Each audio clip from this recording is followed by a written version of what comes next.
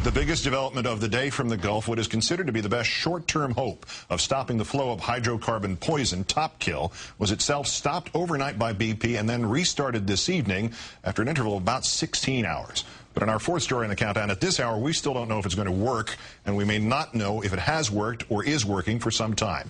BP moving the goalpost by stretching its original timetable on this fact. It could be another 24 to 48 hours before anyone knows whether the operation will in fact be considered a success. Just hours after reports surfaced that Topkill had already worked, a technician at the BP command center telling the New York Times that the procedure had to be temporarily halted because too much of the mud used to plug up the leak was escaping along with the oil.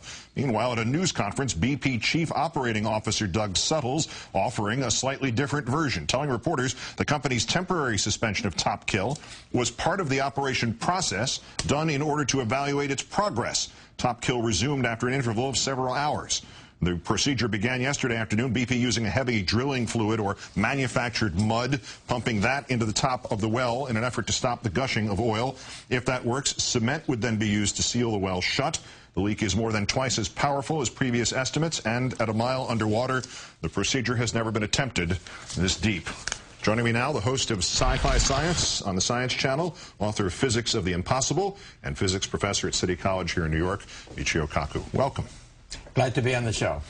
Competing versions explaining the suspension of this process here. It's normal, or the mud was in essence blowing back. Do we know which is right? Does it really matter? It matters, but we don't know because we are in uncharted territories. Realize that we are witnessing the biggest science experiment of modern times, and we are the guinea pigs.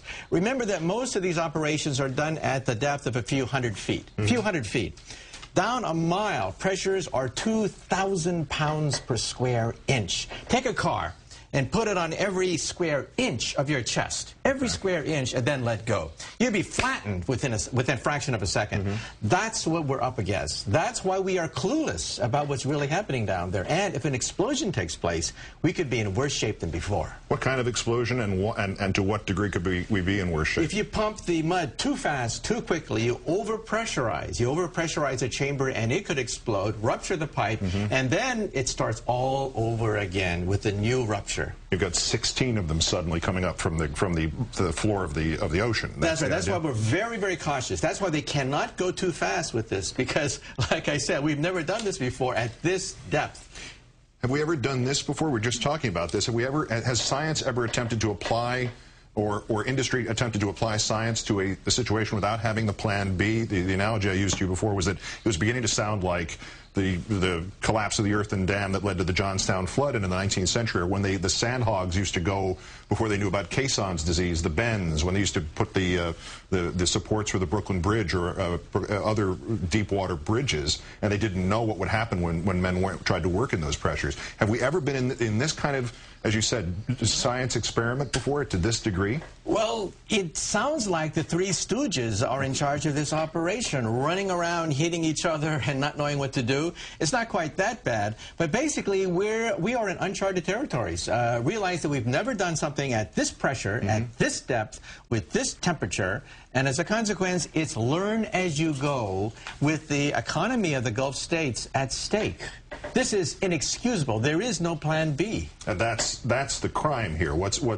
Everything since this happened is the best possible solution, I guess. They're doing the best that they can, but the crime is not having planned for this, or to proceed with drilling at this depth without a plan B. That's what's so pathetic, the fact that what they are doing is the best they can do with our given technology. So that is really pathetic. Remember, if this thing fails, then we go to a relief well. That takes 3 months. So we're talking about August before they can pump cement into a relief well. And remember, this accident could go on for years. There's enough oil down there to last for years unless we cap it or siphon it or something. So this is as if we sent men to the moon without ever contemplating how to get them back? In some sense, yeah. It's a science experiment, and we are the guinea pigs, unfortunately. The late news that we're just getting, literally in the last few seconds from the Gulf, is that the other thing BP may do as soon as tonight is this so-called junk shot. Do you have any faith in that? Has that been tried in anything deeper than a swimming pool? Yeah, it's been tried. Basically, you throw everything but the kitchen sink. You throw tires, you throw rubber, waste, everything at the thing, hoping to entomb it. And remember that when Chernobyl happened in the former Soviet Union, they sent out the Red Air Force. The military finally stopped the Chernobyl accident. It wasn't the civilians, it wasn't people, scientists, it was the Red Air Force which stopped that raging reactor accident. Something similar may happen here. Obama may have to call out the military at some point. One would think that would be an alternative to stuffing old tires into it, but perhaps old BP executives could be of some use here. Michio Kaku, professor of physics and host of Sci-Fi Science on the Science Channel. I've been an admirer of your work for many years. Thanks for coming in. Thank you.